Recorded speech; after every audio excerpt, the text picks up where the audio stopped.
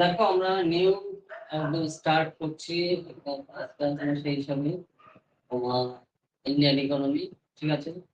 14th addition একদম new এডিশনের বই, যেটা আমি তোমাদের আগের বলেছিলাম, তাই না, যে এখান থেকে আমরা সেই হিসাবে ক্লাসটা করবো।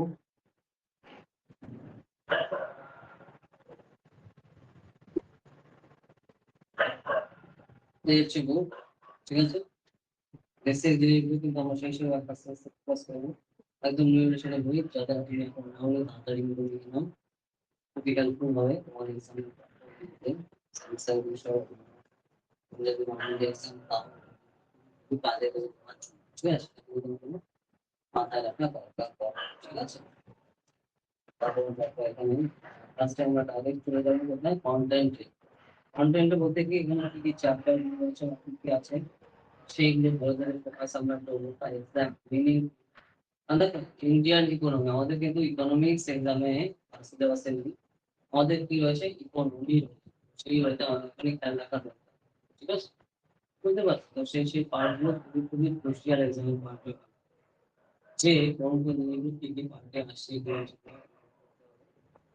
সেই হতে আমাদের এখানে মাথায় রাখা এক্সাম পার্টটা কিন্তু দরকার, নাহলে কিন্তু হবে। বোঝা গেল?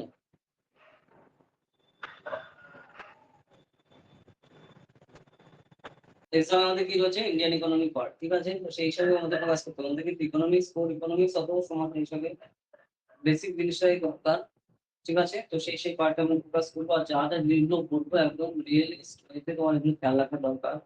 বর্তমান সোসাইটিতে কি চলছে তার উপর ভিত্তি করে তোমার সেগুলো মাথায় রাখতে হবে, তাহলে তুমি কিন্তু এক্সামে তুমি নাম্বার পেতে তোমার কিন্তু সুবিধাজনক হবে। বোঝা গেল আমি কি বলছি? তো সেই ওয়েতে জিনিসগুলো তোমার এখানে খেয়াল রাখা দরকার। ওকে, ফার্স্টে তোমার দেখো ডোমেস্টিক ইকোনমি মানে অভ্যন্তরীণ যে আমাদের অর্থনীতি আছে তার কথা এখানে পরপর বলা হচ্ছে। পার্টে কয়েকটা পার্টে একটা বিভক্ত করেছে এই বইটা। পেজ নাম্বার X1 11 পেজ তুমি সেই হিসাবে এখানে পেয়ে যাবে এখানে, ঠিক আছে। এই যে এখানে তুমি কিন্তু পরপর পেয়ে যাবে। তো এইখানে দেখো ফার্স্টে হচ্ছে ডোমেস্টিক ইকোনমি ফার্স্ট পার্ট। তারপরে যে ভাগটা তারা করেছে, ফার্স্ট ভাগের পর তারা নেক্সট ভাগটা করেছে হচ্ছে পার্ট বি, হচ্ছে তোমার এক্সটার্নাল সেক্টর, বাইরের দিকে যে সকল সেক্টর রয়েছে সেগুলো গেল সেকেন্ড পার্টটা। নেক্সট পার্টটা তারা কি করেছে, নেক্সট পার্টটা করেছে হচ্ছে তোমার part C, multilateralism and global economy, মানে বিভিন্ন ধরনের যে সকল তোমার কানেকশন রয়েছে বিভিন্ন দেশের সাথে তার কথা এখানে বলা হচ্ছে, এবং গ্লোবাল ইকোনমি মানে বিশ্বব্যাপী যে অর্থনীতি রয়েছে সেই পার্টটা গেল থার্ড পার্ট। আর নেক্সট পার্ট ফোর্থ পার্টে কি রয়েছে দেখো, গ্লোবাল ইকোনমি মানে বিশ্বের যে ইকোনমি মানে অর্থনীতি, বিশ্বের অর্থনীতি অ্যান্ড পোস্ট প্যান্ডেমিক ইকোনমি পাওয়া যায়। মানে তোমার এখানে প্যান্ডেমিক বলতে এখানে তোমার কোভিড-19 এর কথা বলা হচ্ছে। তো কোভিড-19 এর পরবর্তী সময় অর্থনৈতিকভাবে কি কি আমরা সিচুয়েশন দেখতে পাচ্ছি সারা ওয়ার্ল্ডে, তার কথাই কিন্তু এখানে ফোকাস করা হচ্ছে পার্ট ডি। তারপরে লাস্ট হচ্ছে 33rd গ্রুপিং কোয়েশ্চেন, বিভিন্ন ধরনের কোয়েশ্চেন সম্পর্কে তোমার এখানে দেওয়া হচ্ছে। তো এই হচ্ছে টোটাল তোমার কন্টেন্ট। যদি আমরা বলি যে বিষয় যে যে জিনিসগুলো রয়েছে তাদের মেইন ভাগ, এবং তার মধ্যে আবার বিভিন্ন ধরনের সাবসেকশন রয়েছে। তো সেই সাবসেকশন গুলো আমরা সেই হিসাবে দেখবো, যেটা তুমি প্রমাণ তুমি এখানে 11 যে পেজ রয়েছে এইখানে তুমি পেয়ে যাবে। প্রমাণ ভারতে যে 11 পেজ রয়েছে এখানে তুমি পেয়ে যাবে, নিশ্চয়ই দেখতে পাচ্ছ, ঠিক আছে। ফার্স্টে কি রয়েছে তোমার ইকোনমিক সূত্র, ঠিক আছে। ফার্স্টে কি রয়েছে তোমার দেখো, আমি চাউন সহ বলছি, এগুলো বাংলাগুলো লিখে নাও, ঠিক আছে। সায়ন্তন, রাজেশ্বরী, বাংলাগুলো লিখে নাও, তাহলে তোমার বুঝতে সুবিধা হবে যে কি কি জিনিসগুলোর কথা এখানে পরপর ফোকাস করা হচ্ছে। আর সেগুলো দেখো এক্সামের পয়েন্ট অফ ভিউতে খুবই খুবই গুরুত্বপূর্ণ। সেই পার্টটা আমাদের এখানে কিন্তু ফোকাস করা আবশ্যক, মানে কিন্তু হবে না। যা যা জিনিসগুলো বলছি খুব ভালো করে মাথায় রাখো, নাহলে কিন্তু সমস্যা হয়ে যাবে। বোঝা গেল?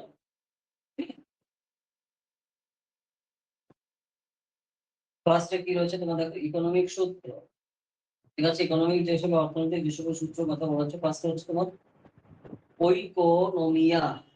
ঐকোনমিয়া তোমার সেখানে এটা মানে কি, এটা হচ্ছে তোমার এখানে এক একটা ঘর গৃহস্থলীতে তোমার টাকা পয়সা বা তোমার কোনো জিনিসপত্র কেনাকাটার যে সকল তোমার ম্যানেজমেন্ট থাকে বা ব্যবস্থাপনা থাকে, তো সেটাকে তোমার ওখানে ঐকোনমিয়া বলা হয়। তো প্রত্যেকটা জিনিসের ডিটেইলস গুলো আমরা যখন চ্যাপ্টারে ঢুকবো, তখন আমরা আরো বিস্তারিতভাবে আলোচনা করবো। আমি ফার্স্ট মিনিং সহ বলছি। যাতে তুমি যখন সূচিপত্রে যাও, তুমি মানে মিনিং দেখে তোমার যদি আইডিয়াই না থাকে যে এখানে কি বলছে, মানে ওয়ার্ডে তুমি না বুঝতে পারো, তাহলে তুমি এক্সামে কিন্তু কোনোভাবে করতেই পারবে না যে এখানে কি নিয়ে আলোচনা করা হচ্ছে বা কি আসলে বলছে। ঠিক আছে? তো সেই ওয়েতে আমাদের এখানে ফোকাস করতে হবে। না হলে কিন্তু হবে না। বোঝা গেল আমার কথা? আশা করি বুঝতে পারছো আমি কি বলছি। সেটা কিন্তু খুবই গুরুত্বপূর্ণ।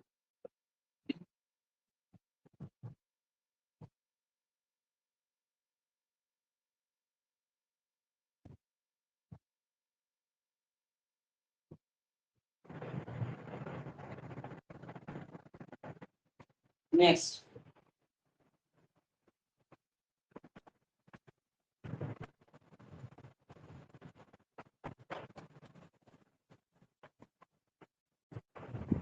দেখো, ইকোনমিক্স অর ইকোনমি মানে অর্থনীতি এবং তোমার এখানে ভারতের অর্থনীতি এখানে কথা বলা হচ্ছে। ঠিক আছে? ডিফাইনিং দ্য ডিসিপ্লিন মানে তোমরা এখানে ডিসিপ্লিন কি করে তোমরা কোনো কাজ কিভাবে করা দরকার, কি বা কি বিজ্ঞান তার কথা এখানে বলা হচ্ছে। ব্রাঞ্চেস অফ ইকোনমিক্স মানে অর্থনীতি কি তোমার শাখা প্রশাখাগুলো রয়েছে।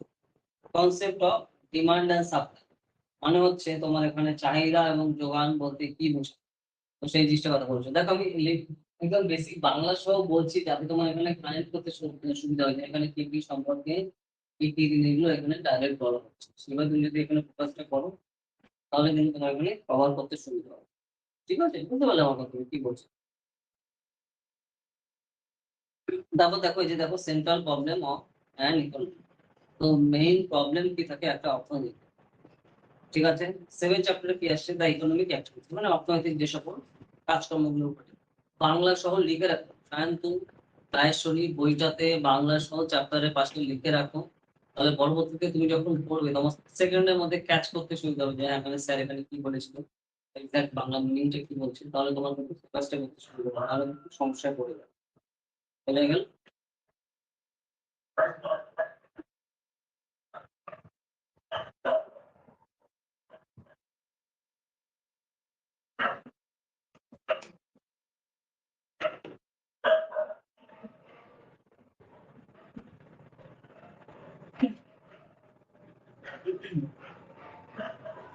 আচ্ছা, অর্থনৈতিক যে কাজকর্ম তার কথা এখানে বলা হচ্ছে। নেক্সট হচ্ছে ডিফারেন্স বিষয় economic and non economic activities মানে অর্থনৈতিক এবং অর্থনৈতিক বাদে অন্যান্য কাজের যে পার্থক্যগুলো কি।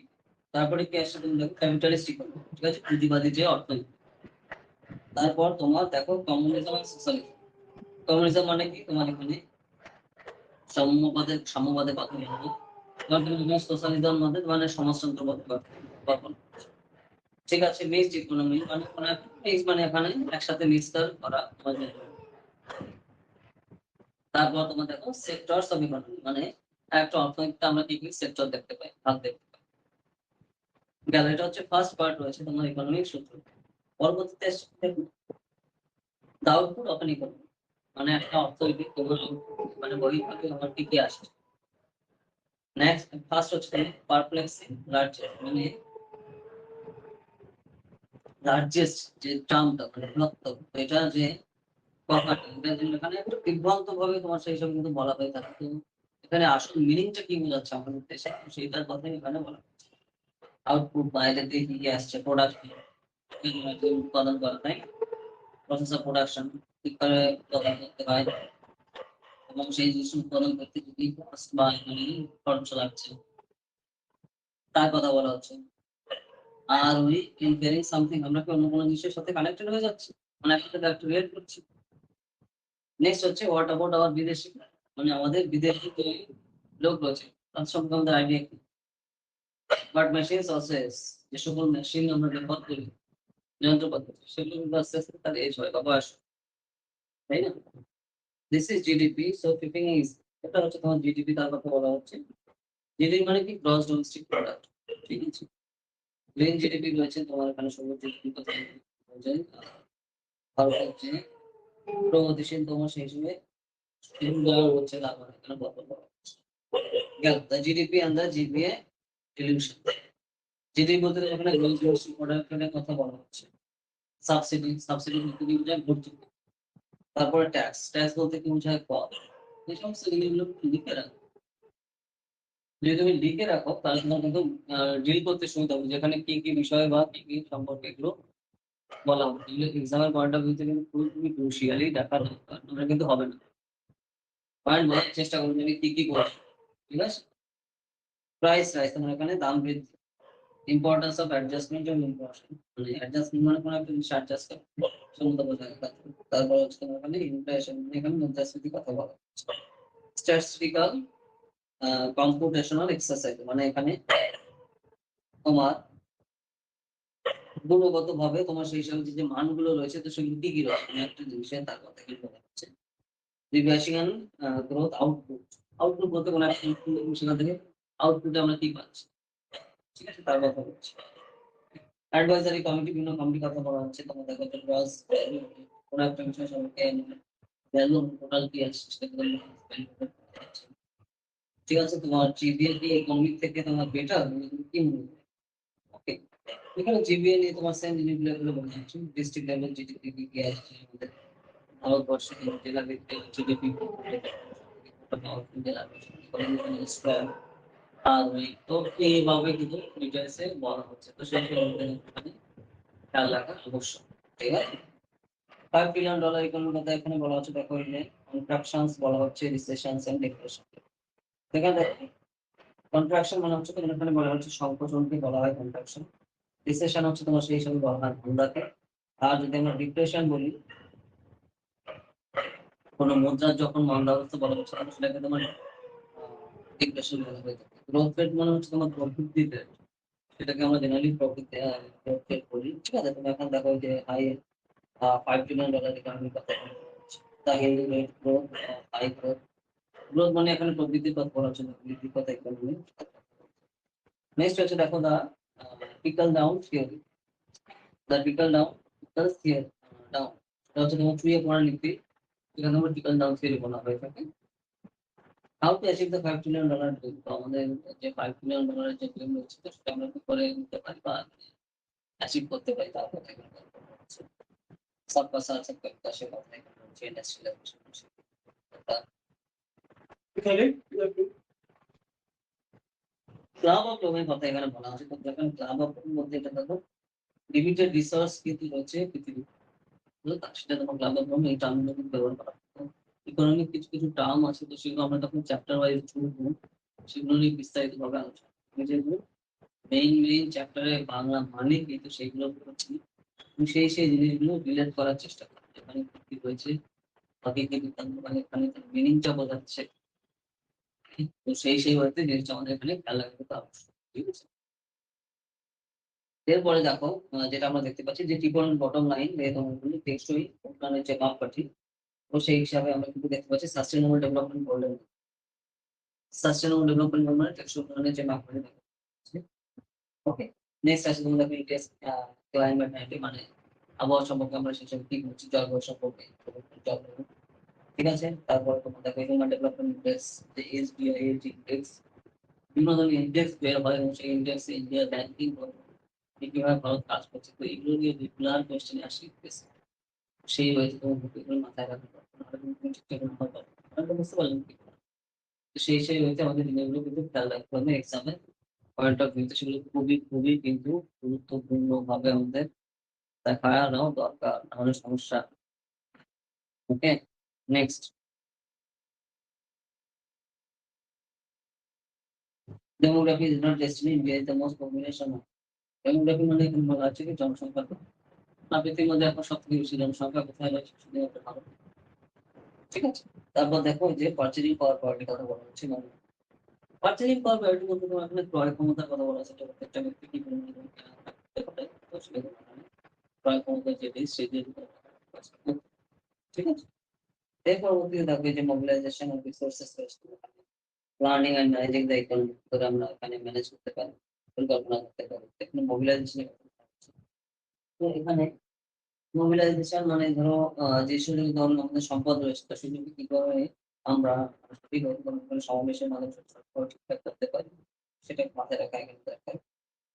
ইন্ডিকেটিভ প্ল্যানিং এর কথা বলা হচ্ছে এটা মানে হচ্ছে তোমার কোনো একটা বিষয় সম্পর্কে পরিকল্প হ্যাঁ, এইভাবে তোমার সরকার পরিকল্পনা নিচ্ছে, তো এটা নির্দেশ করা যায়। হ্যাঁ, এখানে এইভাবে যেটা পরিচালনা হচ্ছে। যদি আমরা এটা ঠিকঠাক ভাবে করি বা এইভাবে, আর যদি এটা ঠিকঠাক না করি তাহলে এরকম সমস্যা হবে। সেগুলো ক্লিয়ার করার জন্য এখানে থাকে। তার কথা এখানে বলা। ঠিক আছে? তারপর দেখো যে ডিসেন্ট্রালাইজড প্ল্যানিং। ডিসেন্ট্রালাইজড প্ল্যানিং বলতে তোমার এখানে বিকেন্দ্রীভূত যে পরিকল্পনা রয়েছে তার কথা বলবো। ডিসেন্ট্রালাইজড মানে হচ্ছে তোমার বিকেন্দ্রীভূত। ঠিক আছে? তো সেই ওয়েতে এখানে টার্ম গুলো কিন্তু আমাদের এখানে মাথায় রাখা দরকার। পয়েন্ট গুলো বোঝার চেষ্টা করুন আমি যা বলছি। একটা সেই হিসেবে দেখো নিউজ আসছে, তো কারেন্ট অ্যাফেয়ার্স এ যে জিনিসগুলো চলছে তো সেগুলো কিন্তু খুব ভালো করে ফোকাসটা করো। ও না হলে কিন্তু সমস্যা হবে। ধরো যে জিনিসগুলো রেগুলার ঘটতে চলেছে তো সেই জিনিসগুলো আমাদের এখানে মাথায় রাখা দরকার এক্সাম পয়েন্ট অফ ভিউ তে। কারণ কারেন্ট অ্যাফেয়ার্স এর থেকে রিলেট করে কিন্তু সেসব কোয়েশ্চেন থাকে। সে ইকোনমিক্স বলো, হিস্ট্রি বলো, জিওগ্রাফি বলো, পলিটিক্যাল সায়েন্স বলো, তো সোসাইটির সাথে রিলেটেড বলো, তো সেই জিনিসগুলো কোথায় কি ঘটে চলেছে, কীর্তিবিদ্যা বলতে সেই জিনিসগুলো তুমি মাথায় রাখো, তাহলে কিন্তু হবে না। ঠিক আছে? কারণ তার সাথে রিলেট করেই প্রিলিমস এর কোয়েশ্চেন আসবে। আর মেইনস এ তো ধরে তোমার সেই হিসাবে ব্রড কোয়েশ্চেন। বাট তোমার যদি সেই হিসাবে ক্লিয়ার কাট আইডিয়াই তাহলে তোমার না থাকে, তুমি তাহলে কি করে তার অ্যান্সার আসা? হয়তো বুঝতে পারছো আমি কি বলছি? তো সেই ওয়েতে যেগুলো কিন্তু আমাদের এখানে মাথায় রেখে এগোতে কিন্তু হবে। সেই জিনিসগুলো আমাদের এখানে কাজটা করা দরকার খুবই দরকার। ঠিক আছে? তো কারেন্ট অ্যাফেয়ার্স এর জন্য সায়ন্তু জয়সূরি, দ্য হিন্দু, কলকাতা এডিশনের যে নিউজ পেপার আছে এগুলো কিন্তু পড়া শুরু করো। ঠিক আছে? এবং সেখান থেকে ধরে শর্ট সামারি ওয়াইজ তোমরা সেই সব লিখবে। না হলে কিন্তু হবে না। সেইভাবে যেগুলো আমাদের এখানে ফোকাসটা করা হবে। তাহলে এক্সামে আমরা ঠিকঠাক নাম্বার পেতে আমাদের সুবিধা। বোঝা গেল তুমি কি বলছো? তো তারপর দেখো যেটা রয়েছে, যেটা আমি বলছিলাম যে ইন্ডিকেটিভ প্ল্যানিং, যেটা তোমার নির্দেশক পরিকল্পনা রয়েছে তার কথা আমাদের বলতে হবে। তারপর দেখো ডিসেন্ট্রালাইজ প্ল্যান। ডিসেন্ট্রালাইজ প্ল্যান মানে বিকল্পযুক্ত যে সকল পরিকল্পনা রয়েছে তার কথা রয়েছে। পার্সপেক্টিভ প্ল্যানিং বলতে তোমার কোন একটা বিষয় সম্পর্কে তোমার দেখো পার্সপেক্টিভ কি বা তোমার এখানে মনোভাব কি, তার কথা এখানে বলছে। কিন্তু তুমি দেখো 13 পেজে তুমি পেয়ে যাবে যে প্ল্যানিং এন্ড ম্যানেজিং ইকোনমি, যেগুলো টাফ টার্ম সেগুলো কথা আমি বলছি যাতে তোমাদের বুঝতে সুবিধা হয়। ওকে? সেই জিনিসগুলো বাংলা সহ কিন্তু মাথায় রাখা, তাহলে কিন্তু হবে না। এর পরবর্তীতে দেখো যেটা রয়েছে যে poverty lines and economics of poverty in India. তো এখানে কনসেপচুয়ালাইজিং পভার্টি। তো এখানে কনসেপচুয়ালাইজিং তোমার এখানে ধারণাতান্ত্রিক যে আমরা দারিদ্রতা দেখতে পাই, তো সেখানে ধারণাতান্ত্রিক দারিদ্রতা বলতে কি বুঝি তার কথা এখানে কিন্তু পরপর বলা হচ্ছে। তারপর দেখো এখানে রয়েছে যে ইউনিফর্ম রিসোর্স পিরিয়ড, মানে যেটা আমরা দেখতে পাই দেখো যে অভিন্ন সম্পদ যে সময়কাল যেটা আমাদের রয়েছে সেটাকে এখানে বোঝানো হয়ে থাকে। আর এখানে দেখো বেসিক যে টার্ম গুলো রয়েছে, যদি তোমাদের কোথাও বুঝতে প্রবলেম হয় তো সেগুলো আমাকে জানিও। তো সেগুলো আমরা ডিটেইলে ধরে সেইগুলো আমরা নেক্সট ক্লাস ধরে পড়বো। মেইনলি তো ধরো এইখানে যে লিস্ট রয়েছে তার কথা নিয়ে আমরা আলোচনা করছি। পরবর্তীতে এখানে তোমাদের কোন টার্মে বুঝতে সমস্যা হচ্ছে বা প্রবলেম হচ্ছে সেগুলো নিয়েও আমরা ডিটেইলস এ আলোচনা করব। কোন সমস্যা নেই। যেরকম দেখো টোটাল ফার্টিলিটি রেট, সেটা বোঝাচ্ছে কি তোমার উর্বরতার হার কত রয়েছে ভারতবর্ষে। মানে ৫ মানে মহিলা পিছু তোমার সেই হিসাবে তার কত সন্তান জন্ম দিচ্ছে। এবং এটা রিলিজিয়ন ওয়াইজ কত, কোন রিলিজিয়ন এ কত রয়েছে। তো এই জিনিসগুলো খুবই ক্রুশিয়াল এক্সাম এর পয়েন্ট অফ ভিউ। যদি তুমি প্রপার ওয়েতে ফোকাস করো তাহলে কিন্তু আমরা নাম্বার খুব ভালো পাবো। নাহলে কিন্তু হবে না। বুঝতে পারলে? সেই ওয়েতে জিনিসগুলো এখানে ফোকাসটা করা আবশ্যক। বুঝা গেল? Micro finance, social security, social justice রয়েছে। মাইক্রো ফাইন্যান্স বলতে তোমার কি বিষয় বোঝায়? ক্ষুদ্র যে ঋণ ব্যবস্থা, সেটা তোমার এখানে মাইক্রো ফাইন্যান্স এর মধ্যে। যেরকম দেখো ডক্টর ইউনূস ছিল তোমার এখানে, ইউনূস ছিল বাংলাদেশে, যে গ্রামীণ ব্যাংক যেটা বাংলাদেশে আমরা দেখতে পাচ্ছি। তো এইরকম জিনিসগুলো কিন্তু তোমার এখানে খেয়াল রেখে এগোতে পারে। তাহলে কিন্তু তোমার সেই হিসাবে সুবিধা হবে এক্সামের পয়েন্ট অফ ভিউ। ঠিক আছে? এরপরে দেখো যে ডেমোগ্রাফি রয়েছে। ডেমোগ্রাফি বলতে এখানে জনসংখ্যার কথা বলা হয়। অ্যাগ্রিরিয়ান ইকোনমিক মানে কৃষিভিত্তিক যে অর্থনীতি রয়েছে। ঠিক আছে? ফুড ডিস্ট্রিবিউশন মানে যে খাদ্য যে ভাগ করে দেওয়া, অ্যাগ্রো ক্রেডিট। ঠিক আছে? মানে এগ্রিকালচার তুমি যে ক্রেডিট গুলো আমরা পাচ্ছি তার কথা এখানে বলা হচ্ছে। আর ফুড সিকিউরিটি মানে খাদ্য সুরক্ষার কথা বলা হয়। তো এই যে টার্ম গুলো তার মিনিং সহ আমাদের কিন্তু মাথায় রাখতে হবে। তাহলে কিন্তু এক্সামে আমরা ঠিকঠাক ভাবে তার অ্যান্সার গুলো আমরা করতে পারবো। ঠিক আছে? দেখো যে ডিসগাইজড আনএমপ্লয়মেন্ট, এটা তোমার দেখো খুবই ক্রুশিয়াল, বহুবার এক্সামের সময় আসবেও।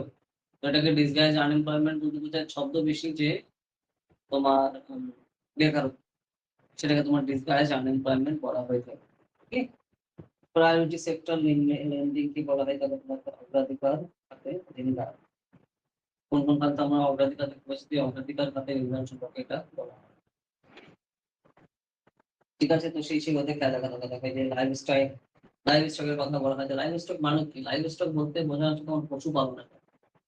যেখানে যেকোনো টাইপের পশু হতে পারে। তখন যখন তুমি পশুপালনের কথা বলছি, তোমার সেটাকে লাইভ স্টক বলা হয়ে থাকে। ঠিক আছে? এছাড়া দেখো তোমার এই যে হর্টিকালচার প্রোডাক্ট দিয়ে দেখি, তো হর্টিকালচার প্রোডাক্ট যেমন উদ্যান পালন করতে হর্টিকালচার বলা হয়। তো এইভাবে দেখো বিভিন্ন যে ইম্পর্টেন্ট জিনিসগুলো আসছে আমাদের খেয়াল রাখতে হবে। ডিসইনভেস্টমেন্টের কথা বলা হচ্ছে। ডিসইনভেস্টমেন্ট মানে হচ্ছে বিলগ্নিকরণ। এটাকে তোমার ডিসইনভেস্টমেন্ট বলা হয়। এই টার্মগুলো মানে কিন্তু লিখে রাখো। পেজ নাম্বার 10, 19 নম্বর পেজে পেয়ে যাবে 16 নম্বর পয়েন্ট। ঠিক আছে? তো এই যে পার্টগুলো খেয়াল রাখবে। যেগুলো কিন্তু খুবই গুরুত্বপূর্ণ আমাদের এক্সামের পয়েন্ট অফ ভিউতে মাথায় রাখা দরকার। তারপরে কি আসছে দেখো, গভর্নমেন্টের যে ফাইন্যান্স, যে ফিসকাল পলিসি মানে ভারতে যে রাজস্ব নীতি, সেটাকে তোমরা ফিসকাল পলিসি বলা হয়। দেখো এই টার্মগুলো কিন্তু বহুবার আসবে। ঠিক আছে? তারপর তোমার দেখো ডিমনিটাইজেশন। এটা টার্মটা তো অনেকবার আমরা সেই সময় শুনেছি, ডিমনিটাইজেশনের সময়। এটা বাংলা মানে কি? বিমুদ্রাকরণ। যখন তুমি বাংলাতে লিখছো, তুমি যখন ইংলিশেও লিখছো, তোমার এক্সাক্ট মিনিংটা তো বুঝতে হবে যে আমি কি লিখছি, বা তার মিনিংটা কি বা অর্থটা কি। তাই যদি আমি ঠিকঠাক না জানি তাহলে কি লিখবো? তাই না? সেই বইতে জিনিসগুলো কিন্তু আমাদের এখানে ফোকাসটা করা আবশ্যক, নাহলে হবে না। নন পারফর্মিং অ্যাসেট মানে কি? এখানে অকার্যকর যে সম্পদ, সেটাকে তোমার নন পারফর্মিং অ্যাসেট বলা হয়। মনিটারি পলিসি কমিটি, যেগুলো কি তোমার মুদ্রানীতি যেগুলো রয়েছে, তাই না? তারপর কি তোমার রয়েছে দেখো এখানে ইনফ্লেশন মানে কি? মুদ্রাস্ফীতি। বাংলা টার্মগুলো কিন্তু লিখে রাখো, তাহলে কিন্তু সুবিধা হয়। তো এইসব জিনিসগুলো কিন্তু খুবই ক্রুশিয়াল। তারপর দেখো যে ব্যালেন্স অফ পেমেন্ট মানে পরিশোধ করার যে ভারসাম্য, এটা আমরা দেখতে পাই। ব্যালেন্স অফ পেমেন্ট টার্ম গুলো আমি বলছি, মিনিং গুলো বা সিস্টেম ওয়াইজ আমরা ধরে বুঝাবো, বা সেগুলো ধরে করবো, মানে যখন চ্যাপ্টার ওয়াইজ ধরবো। আমি খালি যে সূচিপত্র যে জিনিসগুলো আসছে, যাতে হঠাৎ করে তুমি দেখে যার মিনিংটা না বুঝতে পারো, তো তার জন্য আমি সেগুলো খুব টাফ যেগুলো টার্ম, তার বাংলাগুলো বলে দিচ্ছি, যাতে তোমার এখানে কানেক্ট করতে সুবিধা হয়। বুঝতে পারো? যেরকম তোমার দেখো ফরেন ডাইরেক্ট ইনভেস্টমেন্ট, এটা বাংলা মানে কি? মানে প্রত্যক্ষ বিদেশি লোক, সেটাকে তোমার এখানে ফরেন ডাইরেক্ট ইনভেস্টমেন্ট বলা হয়। ঠিক আছে? তারপর দেখো এক্সচেঞ্জ রেট, এটাকে কি বলে? মুদ্রার যে বিনিময় হয়, সেটাকে তোমার এক্সচেঞ্জ রেট বলে। ঠিক আছে? এগুলো তোমার 29 নম্বর পেজে পেয়ে যাবে, রোমান মানে সূচিপত্রে। নেক্সট আসছে কি তোমার দেখো, আমি বলছি আরো বিভিন্ন ধরনের যে জিনিসগুলো আসছে, যে দেখো post pandemic world. Post pandemic world বলতে বোঝায় যে তোমার পোস্ট প্যান্ডেমিক মানে কি? তোমার এখানে যেটা ধরো এই যে আহ, চায়না যে ওয়ান থেকে তোমার ওয়ান ভাইরাস তোমরা যেটা বলেছিল, বা চাইনিজ ভাইরাস বা কোভিড-19। ঠিক আছে? তো কোভিড-19 হওয়ার পর, ঠিক আছে, পরবর্তীতে যেটা আমরা দেখতে পাচ্ছি, কোভিড-19 হওয়ার পর সারা পৃথিবীতে আমরা কি ধরনের স্টেপ দেখতে পাচ্ছি ইকোনমিক্যালি, তার জিনিসের উপর ভিত্তি করে কিন্তু তোমার এখানে পোস্ট প্যান্ডেমিক ওয়ার্ল্ডে সেই হিসেবে ডিসকাস করা হচ্ছে বা বলা হচ্ছে। তো সেই জিনিসগুলো কিন্তু এখানে খেয়াল করা গুরুত্বপূর্ণ।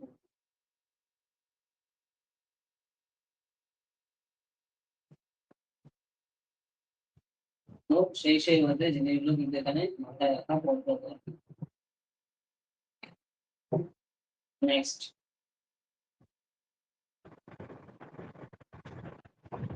তো লাস্ট পয়েন্ট তোমার শেষ হয়ে যাচ্ছে দেখো, 30 থট প্রভোকিং কোয়েশ্চেন। এগুলো ইকোনমির উপর বেস করে তোমার এখানে বিভিন্ন ধরনের কোয়েশ্চেন রয়েছে, সেগুলো আমরা কিন্তু দেখবো। তো এই হচ্ছে মানে বিশাল বড় তোমার এখানে যেটা বলে যে আহ, সূচিপত্র, যেটা সূচিপত্রটা তোমার শেষে অনেক বড় রয়েছে।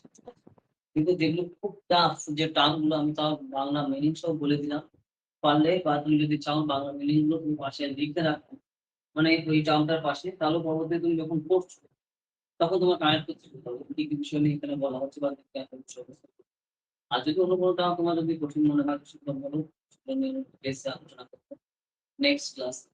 বুঝতে পারলে? ঠিক আছে? সেটা আশা করি বুঝতে পারছো। আর তার পরবর্তীতে দেখো এই বইটাতে ইকোনমিক সার্ভেও তুমি অ্যাড করা পাবে, আর বাজেটও এর মধ্যে অ্যাড করা হচ্ছে, যেগুলো কিন্তু আগে থাকতো না। ইকোনমিক সার্ভের জন্য আলাদা বই কিনতে হতো, বাজেটের জন্য আলাদা বই কিনতে হতো, বা একটা ম্যাগাজিন কিনতে হতো। সেগুলো কিন্তু অ্যাড করে দিচ্ছে।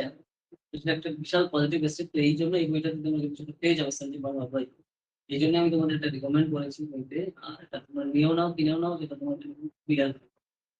হয়ে গেল, আশা করি বুঝতে পেরেছো আমি কি বলছি। এই হচ্ছে টোটাল জিনিস যেগুলো আমার এখানে ফোকাসটা করা কিন্তু পরপর দরকার। আশা করি ক্লিয়ার হয়ে গেছে।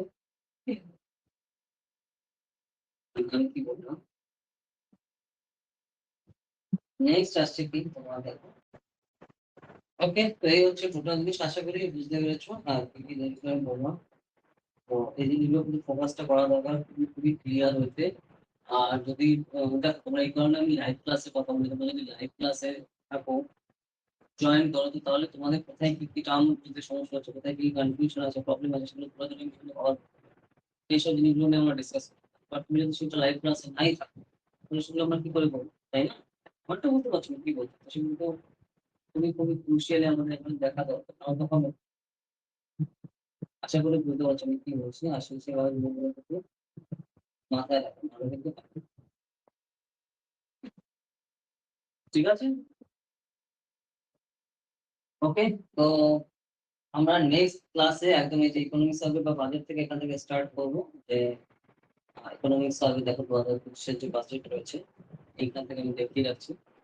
এইখান থেকে দেখো ইকোনমিক বাজেট একদম প্রথম থেকে আমাদের স্টার্ট হবে। সেই সেই পার্টে আমরা নেক্সট ক্লাস থেকে। আর ক্লাস মিস করো না। আর ধরো রেকর্ডিং আমি পাঠিয়ে দেবো, আর যেখানে যা যা প্রবলেম হচ্ছে বুঝতে বা কনফিউশন থাকলে কালকে তো আমাদের ডাউট ক্লিয়ারিং সেশন আছে। আর সবাইকে আবার শুভ দীপাবলির শুভেচ্ছা। ঠিক আছে, ভালো করে এনজয় করো, আশা করি। আর কালকে তো পরীক্ষা রয়েছে। সেই টাইমটা ভালো করে তোমাদের সঙ্গে কাটুক। ঠিক আছে, ভালো থেকো।